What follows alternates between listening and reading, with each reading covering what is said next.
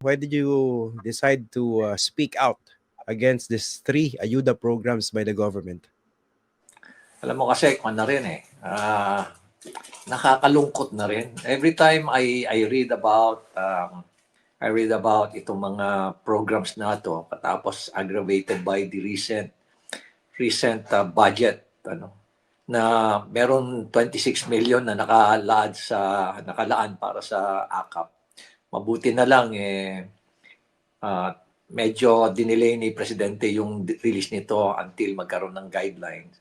Saka ko naisip na, ibig mo sabihin, ano nangyari doon sa mga AKAP na fund na nirelease pala noong 2024, walang guidelines. So, kailangan talagang malaman na ng tao. Sabi ko, kailangan malaman na ng tao. Kaya nilabas ko na to.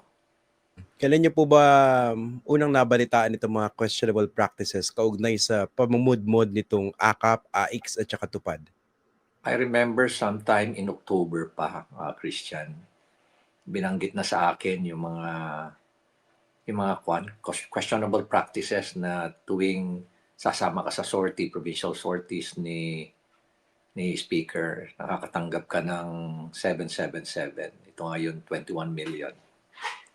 Amounting to 21 million pala. October. Hindi ba Sometime October yun o September. Mga ganun September, okay. October. Last year, 2024. Ako kasi mismo nadinig ko na rin po yung 777 na yan and pinag-uusapan niyang quietly.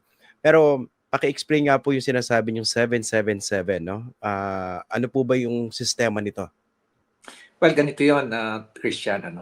Basta sumama ka sa sortie ni Speaker, kukunti pa lang noon ang sumasama, maabot lang ng mga 54, 55, 60. Everybody gets 21 million.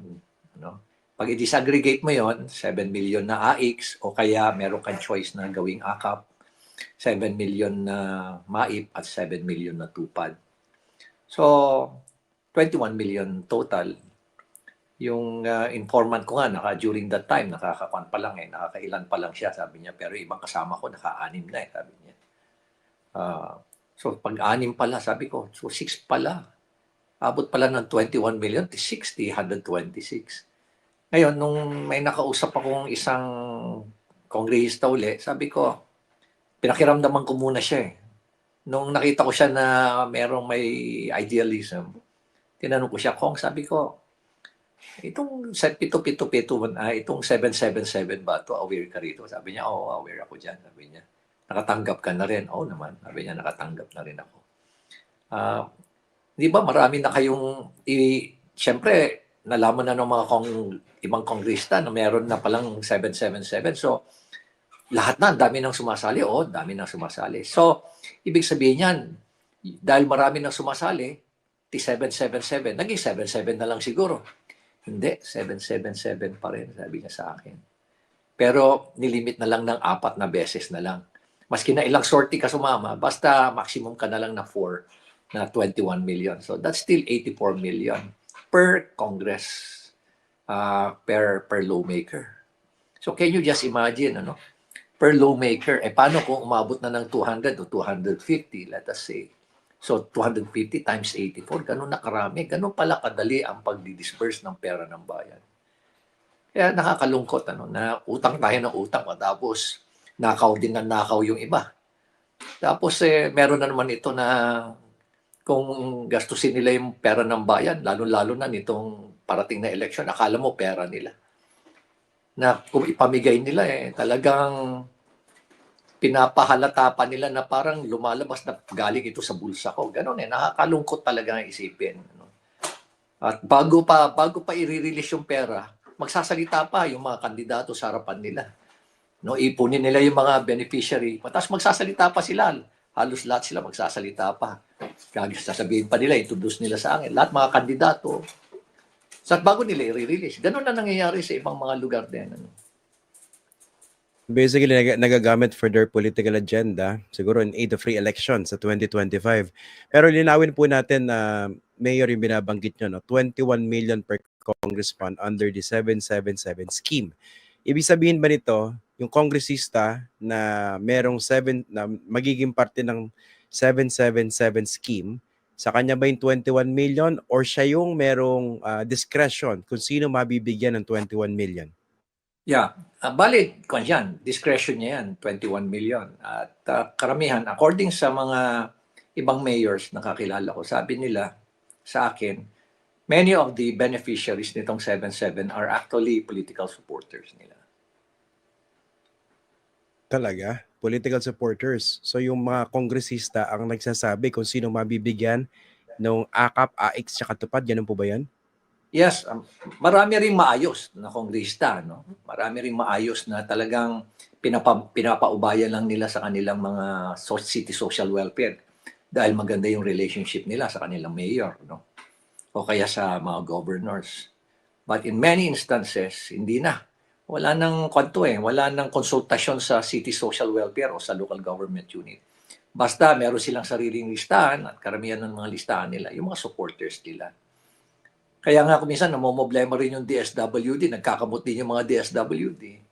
Sabi nila, bakit sila naman, hindi naman nagkwa-qualify ito, bakit ito bibigyan ng AKAP? Tulad dyan, meron pang pina-fill out ng mga media na para makakuha ng AKAP, mabuti na lang alisto tong DSWD na sinabi na, they not qualified, they don't qualify. But during that time, wala pang guidelines, ha?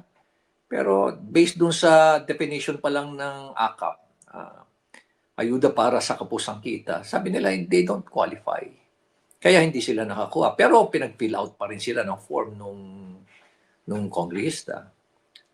And this is not only happening dito sa Baguio, it's happening elsewhere as well. Kaya nakakalungkot talaga na this is now widespread. A practice that's happening in the entire country. Yung yung allocation na yan, yung 777, technically ba pwedeng ibulsa yung parte niya ni congressman o ng ibang mga politiko?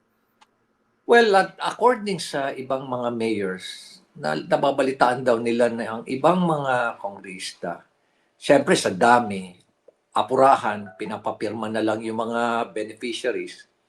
Pirma naman yung mga beneficiaries na hindi nila nakikita na kung magkano yung amount. Basta importante sa kanila, makatanggap sila. So, mabilisan na pirma sila. Tatanggapin lang nila siguro, mga sabi nila, instead na 5,000, 3,000. Pero dito naman sa Baguio, talagang binabantayan na mabuti yan.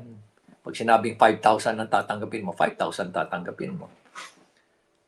Kung naman, may instances naman na ako, katulad ko, no, nakakuha ako sa mga senators ng AIX. AIX, usually AIX yan.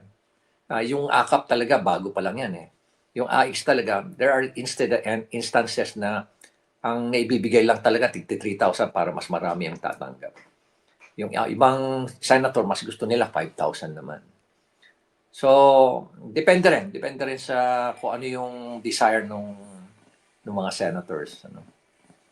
Paano pala yan, Mayor, no? Kasi sabi nyo, di ba, nag-iikot sa iba't ibang parte ng Pilipinas si Speaker Romualdez, tapos may mga sumasamang mga kongresista at pag sumama, sabi nyo, meron silang 777 allocation, di ba?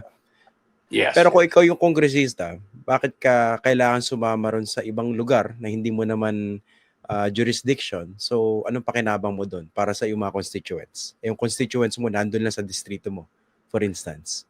Well, ang habol ko doon yung 21 million. So, paano mo makukuha yan? Ikaw magsasabi kung kanino mapupunta? Miski nandun sa ibang roadshow yung pinuntahan mo? Ganun Yes, po ba yun? ibigay naman sa iyo yan Allocation mo yan para sa distrito mo Hindi kailangan during that roadshow mo i-distribute. Pwede mong hindi. gawin at your own... Para sa distrito mo yan So, tatanggap mo yan para sa distrito mo. So, kunwari, ako yung kongresista sa Metro Manila, pwede ako sumama sa sortie sa Visayas o Mindanao. Miski wala akong kinalaman doon. Yes. Okay. Is this corruption? Yung ganitong practice po? Well, alam mo, paano nila nadidisburse yung pera? Unang-una, paano nila na-generate yung ganong kalaking pera na sandali lang nilang magamit? Pangalawa is the way they administer yung fund. No? Na, kumbaga, parang ipalalabasin nila na sarili nilang pera.